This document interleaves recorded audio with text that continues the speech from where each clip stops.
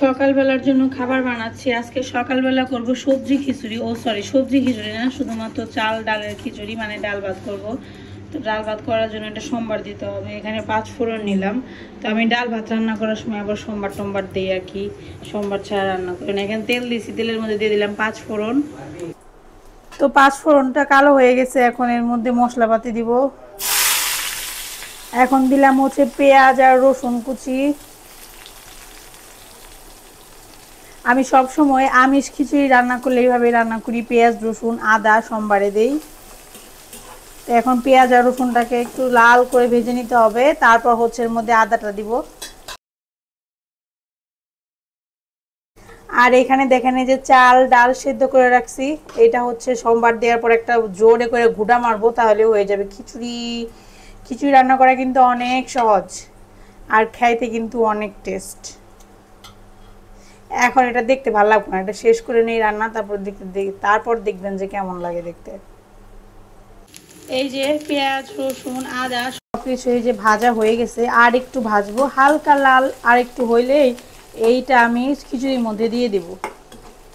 তারপর হচ্ছে খিচুড়িটা সুন্দর করে ঘুটা দিব, ব্যাস লবণটা টেস্ট করব, খিচুড়ি রান্না করা কমপ্লিট। খিচুড়ি সোমবার দেওয়া কমপ্লিট। এখন খিচুড়িকে জাত করার পালা, মানে হচ্ছে খিচুড়িকে এখন খিচুড়ি বানাইতে হবে। তখন খিচুড়ি আসছিল না, এখন এটাকে খিচুড়ি বানাইতে হবে। এই যে দেখেন সোমবারটা ঢেলে দিছে এর মধ্যে। চালটাকে মধ্যে আস্তে আস্তে লাগতেছে না, এটা ভালো করে ঘুটবেন। ঘুরতে দেখবেন যে চালটা ভেঙে ঝুলের সাথে মিশে যাবে গা, তারপর বুঝবেন যে এটা এখন খিচুড়ি হয়েছে। তো আমার সোমবার দেওয়া কমপ্লিট। তো আজকে মা এই যে কাজের আগে পড়ছে, একটু মোটামুটি সুস্থ হয়েছে। মেয়ে মানুষ বলে কথা, মেয়ে মানুষের অসুস্থ হইলেও কাজ করে খাইতেই হইব। দেখছেন মেয়ের বাড়ি এসে তাও শান্তি নেই, 2 দিন বয়ে খাইবো, অসুখ হয়েছে তাও কাম করার লাগে। তো আজকে রান্না করবো চিচিঙ্গার তরকারি, ইলিশ মাছ দিয়ে মুসুর ডাল আর একটা ভর্তা বানাবো, শেষ। এই হচ্ছে আমার আজকে দুপুরের খাবারের মেনু। মা এখন ইলিশ মাছ কাটতেছে। আজকে ইলিশ মাছ দিয়ে চিচিঙ্গার তরকারি রান্না করবো, আপনাদের তো বললামই। তো মা মাছ কেটে দিতেছে। মাছে কি ডিম হয়েছে দেখি, হয়েছে। হ্যাঁ, ইলিশ মাছের মাথা দিয়ে একটা ভর্তা বানাবো আর পিস দিয়ে একটা তরকারি রান্না করবো। আর হচ্ছে একটু মুসুরের ডাল।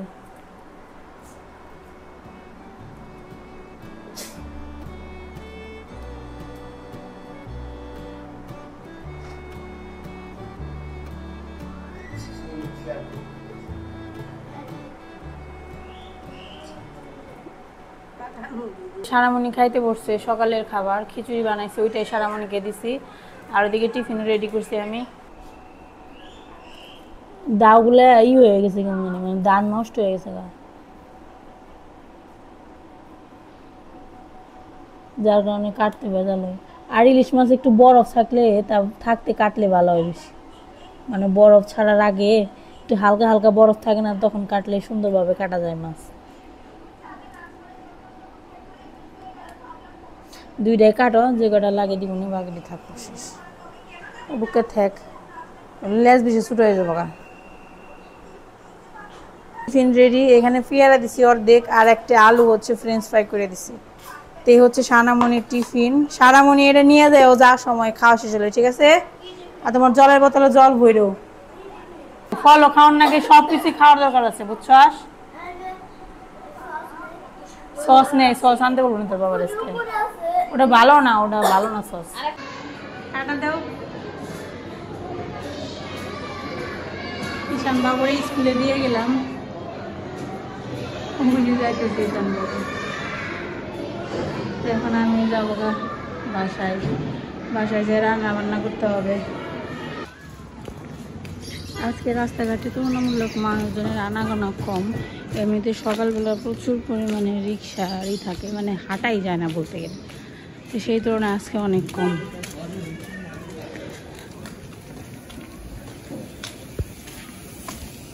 এটা হচ্ছে আমাদের আগের বাসা, এই যে অ্যাশ কালারের বিল্ডিং, ধানসিঁড়ি। ঈশানকে স্কুলে দিয়ে আসলাম, এখন রান্না বান্না শুরু করব। তো প্রথমে মাছগুলো ভাজি করে নিই। এখানে মাছ মেখে রাখছি হলুদ মরিচ লবণ দিয়ে, এগুলো এখন ভাজি করবো এক এক করে।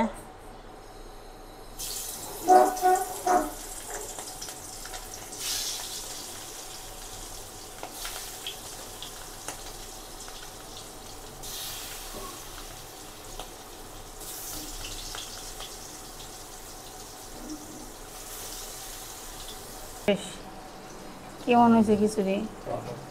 হ্যাঁ জুড়ে কোনাকে খাওয়া শেষ। আর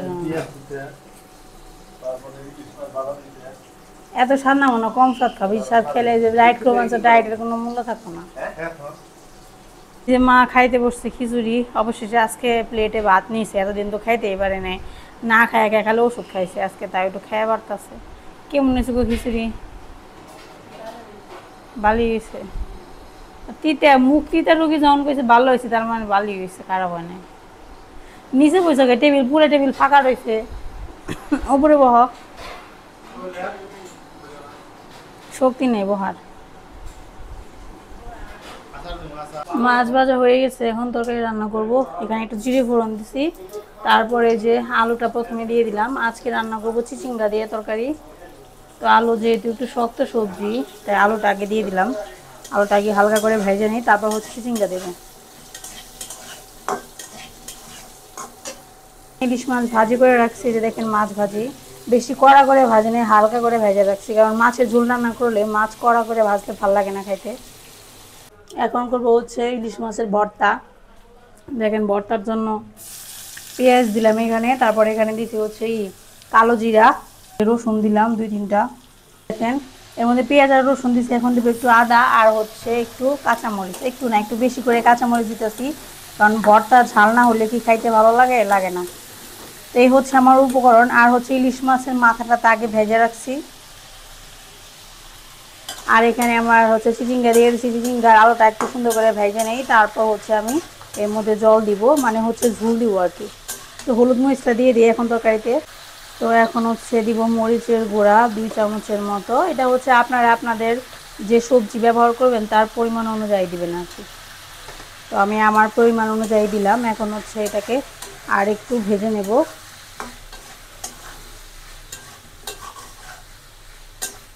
ইলিশ মাছের তরকারি হিসাবে তো তরকারি ভালো হওয়ার কথা, এখন দেখা যাক, বাকি তো কপালে যা আছে।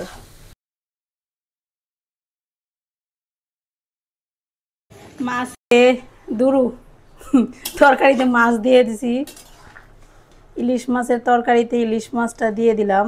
এখন হচ্ছে এটাকে একটু চুলায় রাখবো, তারপর হচ্ছে একটু জিরে গুঁড়া দিয়ে নামিয়ে ফেলাবো।